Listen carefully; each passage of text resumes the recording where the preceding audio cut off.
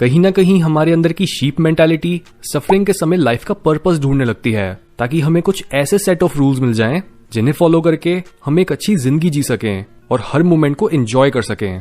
हम लाइफ को एक प्री प्लान्ड गेम की तरह ट्रीट करते हैं, जिसमें जब हम हारने लगते हैं तो हम सोचते हैं कि शायद हमें गेम के रूल्स ढंग से नहीं पता, शायद हम लाइफ ही गलत तरह से जी रहे हैं और पता नहीं जीने का सही तरीका क्या है। यहीं से शुरू होती है लाइफ की मीनिंग या फिर उसके पर्पस की खोज।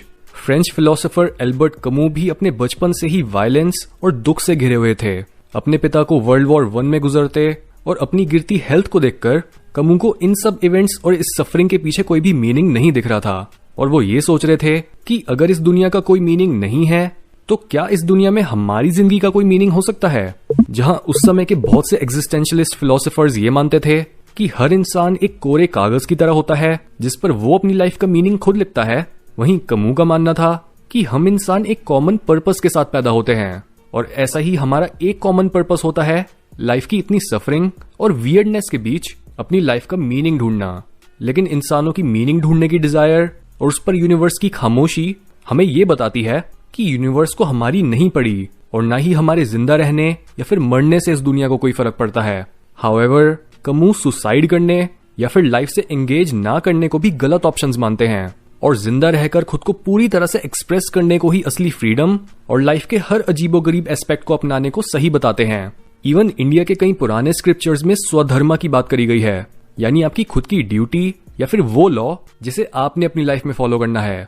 स्वधर्मा बेसिकली ये बोलता है कि आपकी जिंदगी मीनिंगफुल तब बनेगी जब आप लाइफ के फ्लो में रहकर, यानी यूनिवर्स के लॉ को फॉलो करते हुए खुद की जिंदगी के लॉस को भी फॉलो करोगे। यानी अगर आप एक student, housewife, warrior, father, daughter जो भी हो, अपने रोल को अच्छे से निभाओ, लेकिन एट द सेम टाइम ये भी याद रखो कि स्वधर्मा के ऊपर भी एक धर्म है जहां लाइफ और उसका मीनिंग दो अलग चीजें नहीं बल्कि लाइफ ही मीनिंग है। लाइफ का पर्पस ही है उसकी अलाइवनेस। इस पूरे ब्रह्मांड में मीनिंग नहीं है, लेकिन हमारे एक्सपीरियंस में मीनिंग एक बहुत ही रियल चीज है। हमें ऐसा फील होता है कि हमें मीनिंग चाहिए वरना हम जिंदगी नहीं जी पाएंगे। जिस तरह से इंसानों को इलेक्ट्रोमैग्नेटिक रेडिएशन का एक छोटा सा हिस्सा दिखता है जिसे हम कलर बोलते हैं, लेकिन कलर्स हमारी परसेप्शन के बाहर एग्जिस्ट नहीं करते, बिल्कुल ऐसे ही मीनिंग भी बस हमारे दिमाग में बनता है और वो उसके लिए जरूरी भी है।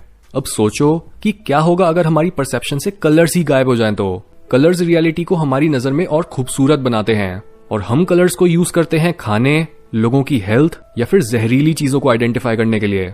हमारी परसेप्शन में बैठी हर एक चीज हमारे सर्वाइवल और हमारी ग्रोथ के लिए इवॉल्व हुई है। इसी वजह से इवन दो लाइफ अपने आप में मीनिंगलेस है, लेकिन फिर भी हमें मीनिंग चाहिए आगे बढ़ते रहने और बेसिकली इस ब्रह्मांड के पूरे प्रोसेस को खुलकर एंजॉय करने के लिए।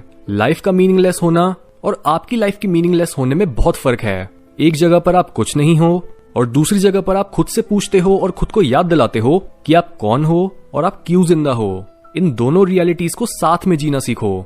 मीनिंगलेसनेस और मीनिंगफुलनेस, ये दोनों चीजें ही हमारे एक्सपीरियंस का पार्ट हैं और ऐसे में इनमें से किसी भी एक साइड को रिजेक्ट करने से हम रियलिटी को भी आधा ही समझ पाएंगे।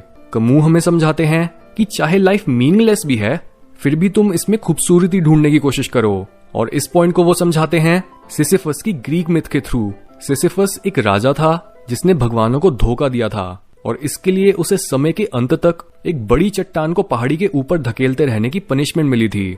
जब भी चट्टान पहाड़ की चोटी तक पहुंचती थी, वैसे ही वो रोल होकर वापस से नीचे चली जाती थी और सिसिफस को फिर से इस प्रोसेस को रिपीट करना होता था। कमू के हिसाब से पूरी इंसानियत ही सिसिफस की पोजीशन में है और जब हम अपनी लाइफ की मीनिंगलेसनेस को एक्सेप्ट कर लेते हैं, सिर्फ तभी हम जिंदगी की चुनौतियों को सर उठाकर फेस कर पाते हैं। कमू बोलते हैं कि इंसान की ऊंचाइयों को छूने की स्ट्रगल ही उसके दिल को भरे रखने के लिए काफी है। इस दुनिया में तुम्हारा कोई मास्टर नहीं है और यही चीज सिसिफस ने प्रूव करी है।